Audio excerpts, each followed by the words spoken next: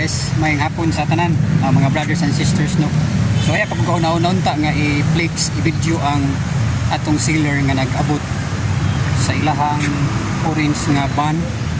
Galing sila sa Aglayan. So na mapay pag-open ako sa cellphone kay i-video ta nato na naanag jud sila. So ano nako na videohan sila ang atong sealer. So sige hapon, okay raman gapon guys. So worth it kayo ang plants nga ato karong nakuha. So ang ngalan ni ani is white pink prosit ang ngalan ani. So muni karon ang plants na atong di ulat-ulat ako ipakita sa inyo guys. Grabe gid siya katsada. So next time magabang-abang ta sa ilahang live video sa mga plants na po. So muna maklaro ninyo ang medyo pink gid siya. Muna iyahang kasamtangan beauty para klaro gid ba. Okay. So medyo against the light siya. Sige lang pakitaan na nato ni og dugang view o video nga atong buhaton next time. So kalhin tanion niya sa pats nga sada abot nato sa balay mga brothers. And that's all. Maayong hapon. Okay.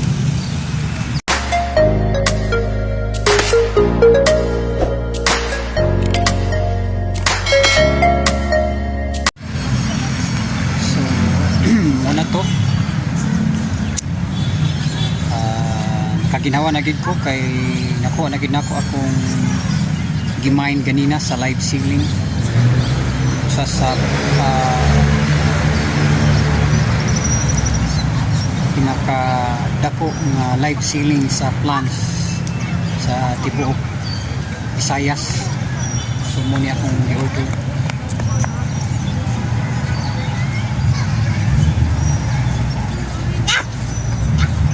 Kay maklaro iya ang pagka-pink sa daplin pero naa siya pink. Kung tanaw ninyo sa old nga leaves niya, ara yung old leaves niya kay maklaro ba.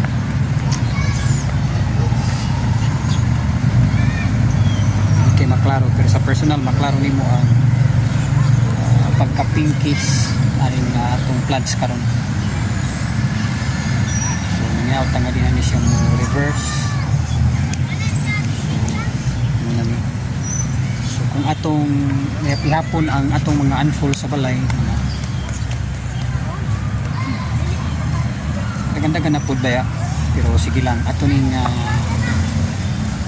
bantayan atong paglaom na maayuhan ni siya. Awa ka diha badlungon kasaban man ka diha mga daat ng bulak diha recap badlungon ni among sakupan diri. So mani gusto lang nako pakita sa inyo ang dili pod ta magdodo sa online selling kay naa gyud tinuod legit sila.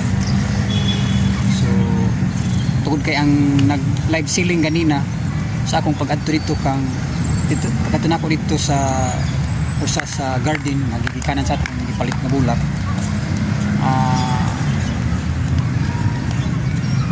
Sila gyud ang medyo naka show up na sa ilahang pagkinabuhi tungkol sa plants. So nakakuha na po sila, naka breedings na po sila o mga pulyad sa nagkalain-lain nga mga gardeners din sa Visayas din sa Mindanao muna nga naa sila'y connection sa tanan nga mga garden sa tibuok Bukidnon, Mindanao. Tungod siguro sa akong wala kay nako nasabtan ang ingon ni Sir sa tagiad tong Easy Farm, pero ang but ning pasabot murag naa sila ang nakaangkon o pinaka mahalon na pulyad siguro. So ako lang ni siya nga opinion na pero di ni siya mao siguro. So ako lang opinion sila ang nakaangkon og mahalon nga foliage dayon sila ang nakapadaghan di nakakuha ang na sila connection, I mean connection na connect din sila sa mga gardeners entire Mindanao. So ang mga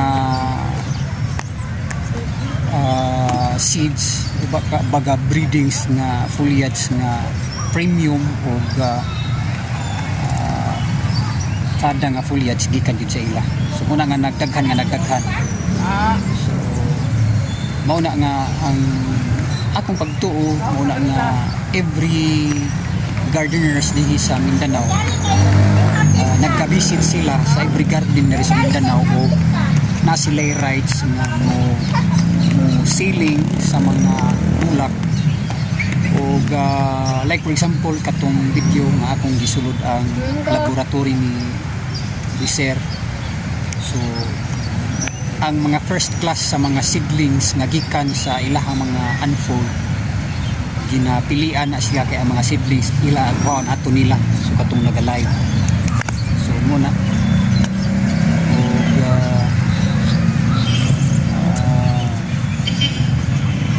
mabilin dayon sa mga gardeners ani mga class B muna dayon ang ilaha nga maangkon murag kibahi-bali nila o muna po nila ang live sealing kung mag live sealing sila o magbaligya sila. Thank you sa nindot nga foliage nga itong naparit-parit. So happy viewing ug may hapon sa adlaw sa tanan.